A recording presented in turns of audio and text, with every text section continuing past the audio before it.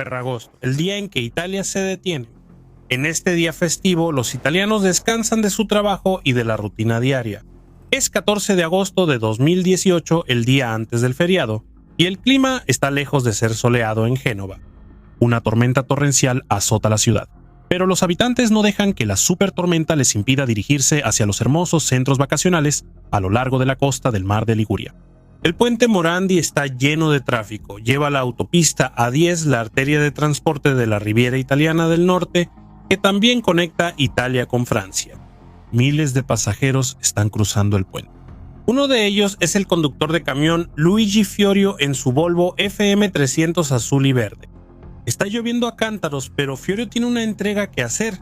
Un rayo cae sobre una de las torres del puente mientras él se acerca.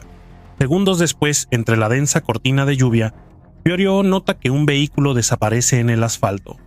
De repente se da cuenta de que el puente se está derrumbando frente a él. Pisa los frenos con todas sus fuerzas y detiene su camión a solo unos metros del abismo. Luigi está al borde de la muerte, pero logra alejarse corriendo de su vehículo. Corre y no mira atrás, no hasta que llega a terreno firme. Cuando la lluvia cae sobre él, ve el puente y se queda incrédulo, dándose cuenta del desastre al que sobrevivió. El puente Morandi era uno de los monumentos emblemáticos de Génova, conocido popularmente como el Puente de Brooklyn.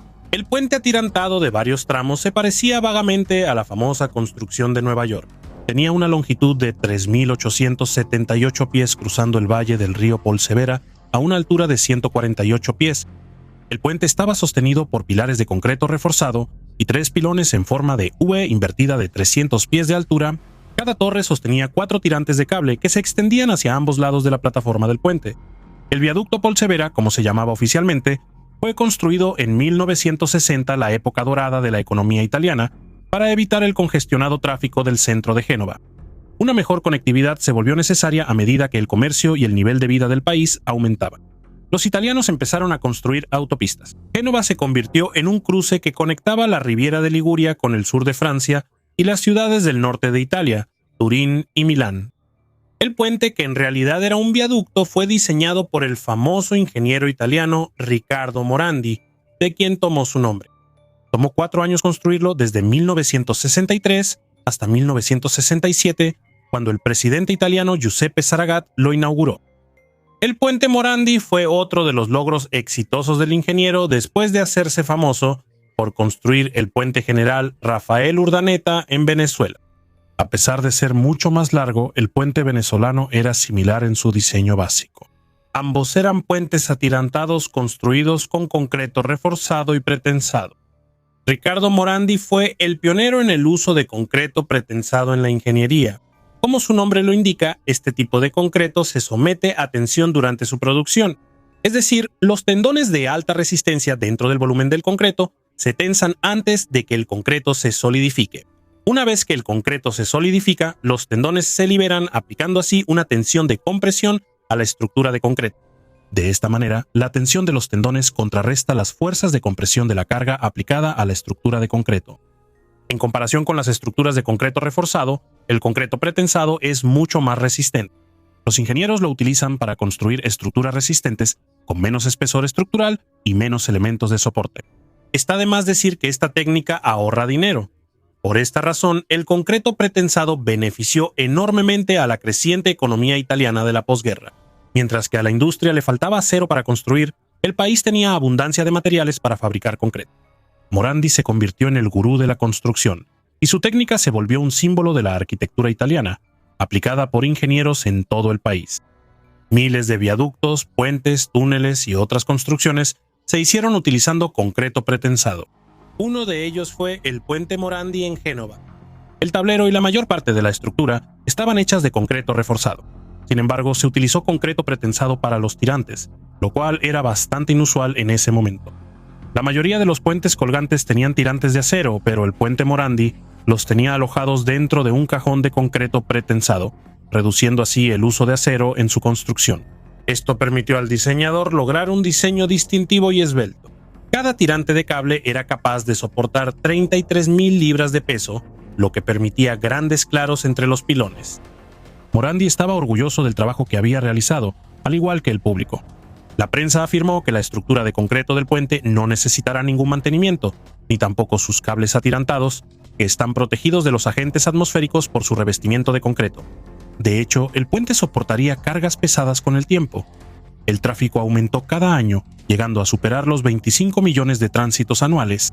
Las vacaciones de verano traen turistas a la Riviera de Liguria, lo que naturalmente incrementa el tráfico. El martes 14 de agosto de 2018 fue un día con mucho tráfico en el puente, como era de esperarse. Nada fuera de lo común, se podría decir. Entonces, de repente, a las 11:36 am, el tablero en ambos lados del pilón número 9 colapsó en los puntos donde se conectaban los tirantes. Como un castillo de naipes, le siguió el colapso del tablero intermedio, los tirantes y finalmente toda la torre cayó. Todo sucedió tan rápido que los conductores que cruzaban el puente no tuvieron tiempo de reaccionar. En el momento del colapso, un auto que viajaba hacia el oeste salió volando por el aire antes de que el pilar que colapsaba lo derribara. Un camión que circulaba en el carril opuesto cayó cuando la plataforma bajo sus ruedas se desplomó. El Volvo FM300 azul y verde de Luigi Fiorio se detuvo a solo unos pocos pies del borde del puente colapsado. Más tarde se convirtió en un símbolo del desastre. Entre 30 y 35 autos y 3 vehículos pesados cayeron del puente. Los conductores a ambos lados del colapso detuvieron sus vehículos y comenzaron a huir, temiendo que el resto del puente también se derrumbara. Al final, solo una parte de 650 pies de longitud, sostenida por los tirantes del noveno pilón, se derrumbó. Cayó sobre el lecho del río Polchevera, las vías del tren, y algunas de las estructuras terminaron sobre almacenes pertenecientes a una empresa de ingeniería eléctrica. Por suerte, la instalación estaba casi vacía debido al próximo día festivo. El colapso produjo un sonido atronador, engañando a los residentes de los edificios cercanos, haciéndoles creer que había ocurrido un terremoto. Pero para su sorpresa, vieron que faltaba toda una sección del puente. Un montón de concreto era todo lo que quedaba. El accidente encendió las alarmas en toda la ciudad. Médicos y bomberos de todos los hospitales y cuarteles corrieron al lugar. Sin embargo, había poco que pudieran hacer, ya que los pedazos del puente eran demasiado pesados para levantarlos sin maquinaria especial. Para empeorar las cosas, la lluvia intensa seguía cayendo. La noticia del desastre se difundió rápidamente. Más de 250 bomberos de toda Italia se reunieron en el lugar para ayudar a rescatar a las personas atrapadas bajo los escombros. Tuvieron que usar equipo de escalada y perros rastreadores para encontrar sobrevivientes y localizar a las víctimas. Los rescatistas buscaron cuidadosamente sobrevivientes durante 2 días, retirando el montón de escombros pedazo por pedazo.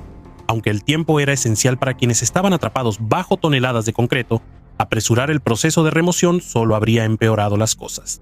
Después del colapso, grandes trozos de concreto crearon espacios donde las personas quedaron atrapadas. El movimiento repentino de estas partes ponía en riesgo el colapso de esos espacios. Cuando los rescatistas localizaban sobrevivientes, retiraban cuidadosamente las capas de escombros que había sobre ellos usando grúas pesadas. Más de 400 residentes de los edificios debajo del puente fueron evacuados por temor a que otras partes del puente pudieran colapsar. El tráfico ferroviario también fue suspendido por la misma razón. El desastre fue aterrador. El hecho de que 16 personas sobrevivieran fue considerado un milagro. Un conductor cuyo auto cayó del puente salió ileso. Aunque cayó desde una altura de 148 pies junto con toneladas de concreto, el auto no se destrozó y el conductor salió ileso. Desafortunadamente, otras 43 personas no sobrevivieron al colapso. Sus cuerpos fueron recuperados y llevados a un hospital para su identificación. 18 de ellos fueron enterrados en un funeral de estado el 18 de agosto. Italia quedó impactada al enterarse de que el puente Morandi se había derrumbado de repente. Sin embargo, los expertos no estaban tan sorprendidos. Sabían que el colapso era inevitable. El puente Morandi sufría de graves problemas estructurales, uno de los cuales surgió en el primer año después de su finalización. Quedó claro que los ingenieros calcularon mal la afluencia del concreto. Como resultado, el concreto se onduló en las 3 dimensiones, lo que provocó una superficie irregular en el puente. El problema finalmente se solucionó a mediados de los años 80 después de una serie de reparaciones estructurales. Otro problema era el envejecimiento del puente. Durante la construcción, los elementos de concreto pretensado estuvieron expuestos a una presión de compresión de solo 10 megapascales, lo que los hacía susceptibles a grietas prematuras. Generalmente, el concreto de 32 megapascales se considera de alta resistencia y se utilizan para construir elementos estructurales como puentes. Esto permitió que el agua se infiltrara y causara corrosión en los elementos de acero en el interior. Incluso Morandi se sorprendió de lo rápido que se estaba deteriorando su puente. En 1979, él elaboró un informe detallado sobre el estado del puente, recomendando a las autoridades eliminar todos los rastros de óxido en las zonas expuestas de los refuerzos, rellenar los parches con resina epóxica y cubrir todo con un elastómero de muy alta resistencia química. Esto evitaría así una mayor corrosión y deterioro de la estructura. A pesar de todas las mejoras y rediseños, el puente continuó deteriorándose a un ritmo acelerado. En los años 90, el estado de los tirantes era alarmante. Aproximadamente el 30% de los tirantes en el pilón número 11 se habían corroído, reduciendo la carga por tirante a la mitad. La empresa que mantenía el puente, Autostrade SPA, se vio obligada a realizar mejoras importantes en la estructura. Los tirantes en el pilón 11 fueron reforzados utilizando cables de acero externo. En el pilón número 10 los tirantes fueron reforzados con una cubierta de acero en la parte superior. Sin embargo, el noveno pilón no tenía refuerzos instalados. Con el paso de los años, la condición del puente no mejoró y empezó a causar preocupación. En 2016, 2 años antes del desastre, Antonio Brenich, un experto en construcción de concreto reforzado y profesor en la Universidad de Génova, señaló lo que otros expertos habían estado afirmando durante años. El puente Morandi fue un fracaso de la ingeniería y necesitaba ser reemplazado. Para ese momento, el costo de las mejoras realizadas en el puente superaba el costo final de demolerlo y construir uno nuevo. Ese mismo año, el senador Maurizio Rossi presentó una pregunta al Ministerio de Infraestructura sobre el estado de la red vial en Génova. El senador Rossi afirmó que el puente había sido objeto de una preocupante falla en las juntas, lo que hizo necesario realizar un trabajo de mantenimiento extraordinario, sin el cual existe un riesgo real de su cierre, y pidió que el puente Morandi debió haber sido cerrado al tráfico pesado. En octubre de 2017, el profesor Carmelo Gentile del prestigioso Politécnico de Milán realizó mediciones específicas de las propiedades acústicas de la estructura del puente. En el informe del profesor Gentile se señalaron anomalías significativas en los tirantes del pilón 9. Por esa razón, sugirió instalar un sistema de monitoreo para poder tomar mediciones a tiempo antes de que ocurriera algo grave. Pero desafortunadamente ni la administración de Autostrade ni las autoridades prestaron atención al informe. En abril de 2018, la empresa Autostrade finalmente decidió mejorar la estructura del puente, poniendo énfasis en los pilones 9 y 10. Se emitió una licitación por $21.4 millones. El trabajo estaba programado para comenzar en el otoño de 2018, aproximadamente 6 meses después, y durar 5 años. Antes de que comenzaran los trabajos, los empleados de Autostrade mejoraron la seguridad instalando barreras de concreto tipo Jersey. El resultado fue un aumento de la carga sobre el puente, que ya estaba debilitado. El 14 de agosto, la estructura del puente finalmente cedió. Según el informe de la comisión formada por el Ministerio de Infraestructura, publicado en septiembre de 2018, la causa del colapso no fue la rotura de los tirantes, sino de otros elementos estructurales, como las vigas de borde de las losas de amortiguamiento o de las losas de cajón, condicionadas por una corrosión avanzada. La comisión también señaló que la falta de cuidado durante la construcción del puente contribuyó a su colapso.